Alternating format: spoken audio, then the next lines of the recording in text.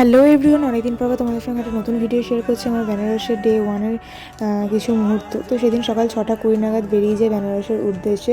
সুন্দর দৃশ্য উপভোগ করতে করতে সন্ধ্যা 7:30-8টা নাগাদ পৌঁছে যায় বেনারসে। ওখানে গিয়েই ফার্স্টে খেয়ে নিই ওখানকার স্পেশাল মালাই লস্যি। তো সেদিন আর কোনো ক্লিপ নেওয়া হয়নি, যেমন একটু অসুস্থ হয়ে যাওয়ার কারণে। পরের দিন সকালে চলে যায় দশমেধ ঘাটে, ওখান থেকে ব্রেকফাস্ট করে তারপর যাই হচ্ছে নৌকা বিহারে। এই নৌকা করে বেনারসে প্রত্যেকটা ঘাট যে দর্শন করার মধ্যে না একটা আলাদা, যেটা না ভাষায় প্রকাশ করা যাবে না। তোমরা আমার মুখের এক্সপ্রেশন দেখে বুঝতে পারছো কতটা খুশি ছিলাম।